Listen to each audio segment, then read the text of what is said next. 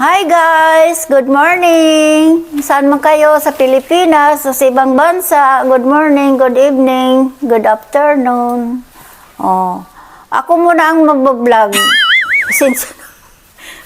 Kasi, yung anak ko, inutusan ko ng magupit sa buhok ko. Kasi mainit na summer na kasi dito. Oh. Kaya, ano ko yung sitwasyon ko dito sa Canada, mas maganda ang katawan ko dito sa Canada kay sa Pilipinas. Kasi dito, wala kang maaamoy na pollution. At saka, may ibang, yung katawan ko, mas malakas-lakas dito kaysa Pilipinas. Dito, magkasakit ako ng kaunti. Kagaling naman kaagad. Sa Pilipinas, magkasakit ako, abutin ka ng 1 linggo, 2 linggo. Oh. Kaya nagtataka ako dito, bakit yung katawan ko dito lumakas? Magsi-76 na ako. Oh. Pakiramdam ko sa katawan ko, parang medyo malakas-lakas. Oh. Na gusto niya yung pollution dito kasi gusto niya yung kasi wala yung pollution dito. Wala kasing maamoy na mga baho dito o ano. Ikaw naman tumatawa. Galing ka mag-vlog. Kaya nga, huwag mo na ako sa tama na yung napalitan. Pasensya na kayo kasi umpisa lang ako mag-vlog. Natawanan ako ng anak ko kasi ngayon lang ako nagbablog. Pasensya na kayo ha. Kaya, subukan ko nga mag-vlog. Subscribe na ba kayo? Oo.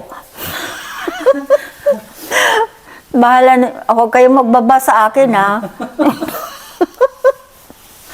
Pasensya na kayo talaga. Ito.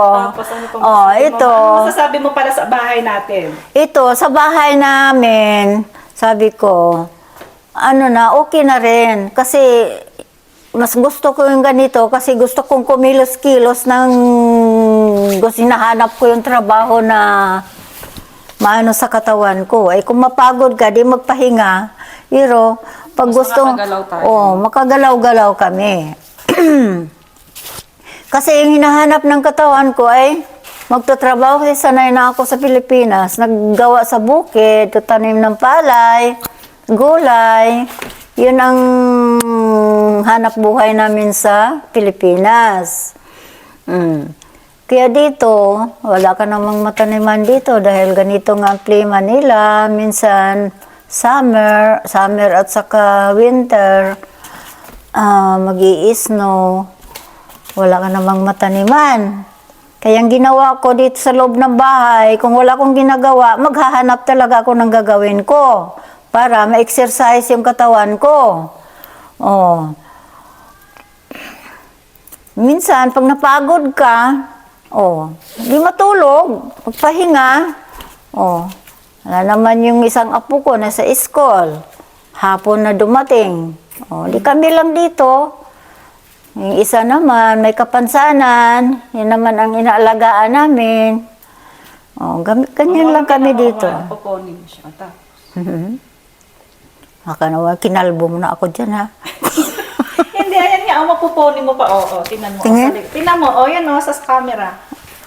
Yan. Maganda yan, Tapos pagka nilugay mo siya. Wow! Ano ngayon? Maganda na. 49 and a half. 14.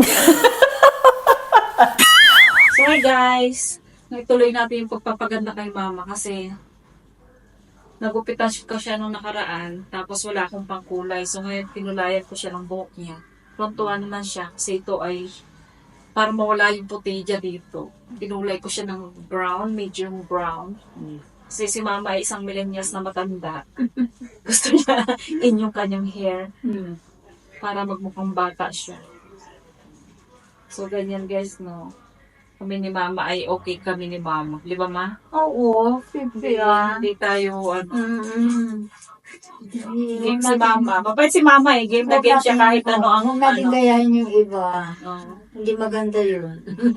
Si mama yung nagbe-break ng ano, ng mga halimbawa yung, di ba yung magbiyanan ay magkaaway sila ng malugang.